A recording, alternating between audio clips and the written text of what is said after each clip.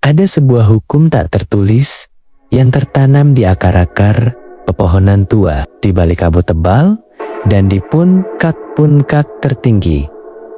Gunung bukan sekadar gundukan tanah dan batu. Bagi mereka yang mengerti, gunung adalah makhluk hidup yang megah. Ia mengawasi, ia mendengar, dan ia mengingat. Manusia seringkali datang dengan dada membusung, mengira bahwa dengan sepatu mahal dan jaket tebal, mereka bisa menaklukkan alam. Tapi malam ini, saya akan menceritakan sebuah kisah tentang apa yang terjadi ketika kesombongan manusia menantang keheningan gunung yang sakral, karena sejatinya gunung tak pernah ramah pada pendaki yang sombong.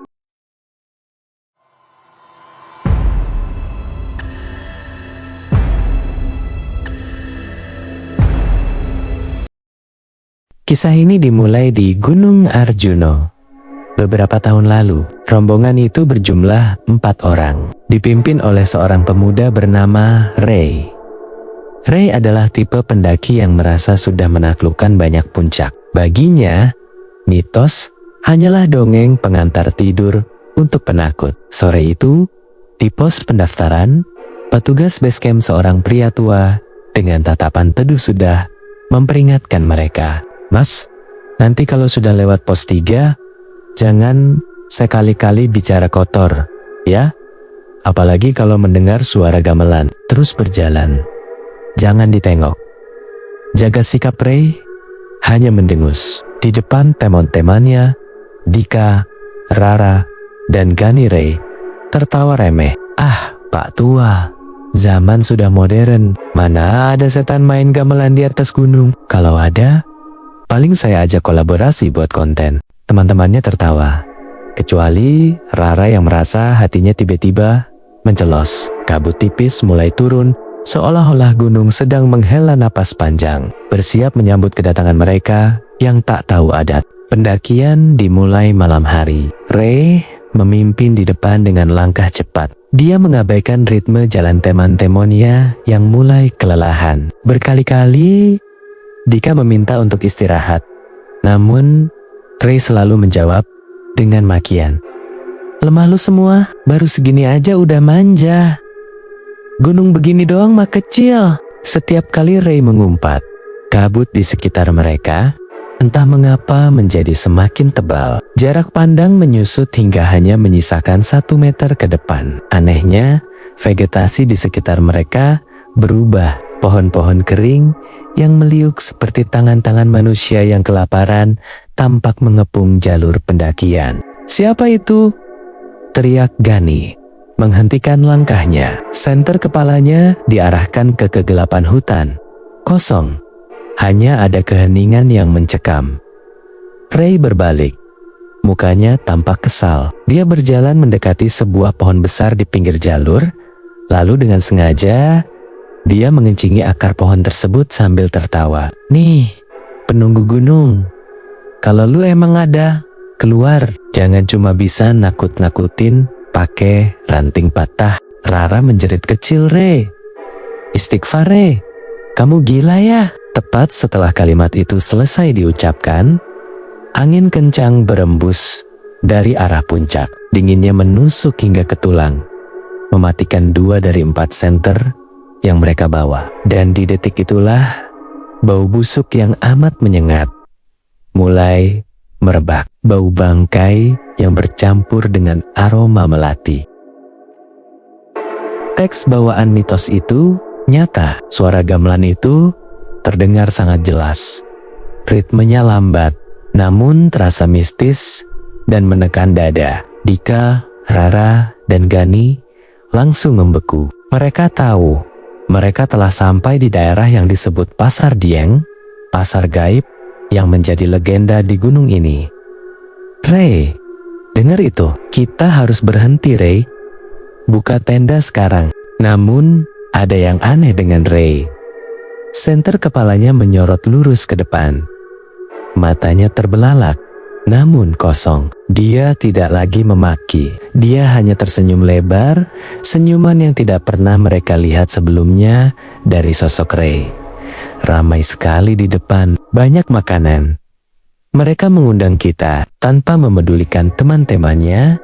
Ray mulai berjalan dengan sangat cepat, setengah berlari, menembus kabut tebal ke arah luar jalur pendakian. "Ray, jangan ke sana. Itu jurang, Ray," teriak Dika, mencoba mengejar. Namun, kabut malam itu seperti dinding padat yang memisahkan mereka. Dalam sekejap, sosok Ray hilang ditelan kegelapan. Suara gamelan itu tiba-tiba berhenti, digantikan oleh suara tawa melengking, seorang wanita yang menggema dari segala arah. Malam itu berubah menjadi mimpi buruk bagi Dika, Rara, dan Gani. Mereka kehilangan Ray, dan parahnya, mereka juga kehilangan jalur pendakian. Kemanapun mereka berjalan, mereka selalu kembali ke pohon besar yang dikencingi oleh Ray tadi. Setiap kali mereka kembali ke pohon itu, mereka melihat bayangan-bayangan hitam berdiri di sela-sela pohon, mengawasi mereka dengan mata merah yang menyala. Rara menangis histeris di tanah, sementara Dika dan Gani mencoba bertahan dengan sisa keberanian mereka. Mereka sadar gunung ini sedang menghukum mereka atas kesombongan pemimpin mereka. Gunung ini sedang menutup jalan pulang. Sementara itu, di tempat yang tidak jauh dari sana, apa yang terjadi pada Ray? Kesadaran Ray mendadak kembali. Namun, dia tidak lagi berada di jalur gunung yang dia kenal. Dia berada di sebuah lapangan batu yang sangat luas. Di hadapannya, berdiri sebuah keraton megah kuno, dikelilingi oleh ratusan makhluk dengan wujud yang mengerikan. Ada yang bertubuh tinggi besar berbulu hitam, ada yang wajahnya hancur, dan semuanya sedang menatap ke arah Ray. Di tengah lapangan itu, seorang wanita anggun berpakaian kemben hijau melayang mendekatinya. Wajahnya cantik, namun matanya hitam legam tanpa putih mata. "Kamu yang tadi menantang kami? Kamu yang mengotori rumah kami?" Ray gemetar hebat, kesombongannya runtuh, menyisakan ketakutan terdalam seorang manusia. Dia berlutut, menangis, dan memohon ampun. Maafkan saya berjanji tidak akan sombong lagi. Tolong lepaskan saya." Wanita itu hanya tersenyum dingin. Tangannya yang berkuku panjang mengelus pipi Ray yang pucat. Manusia sombong selalu memohon saat terlambat. Gunung ini menerima kedatanganmu, anak muda, dan gunung ini tidak akan membiarkanmu pulang. Pagi harinya, kabut perlahan terangkat bersamaan dengan terbitnya matahari. Tim SAR yang mendapatkan laporan dari pendaki lain akhirnya menemukan Dika, Rara, dan Gani terduduk lemas di dekat pos 3. Kondisi mereka trauma berat, tubuh mereka menggigil.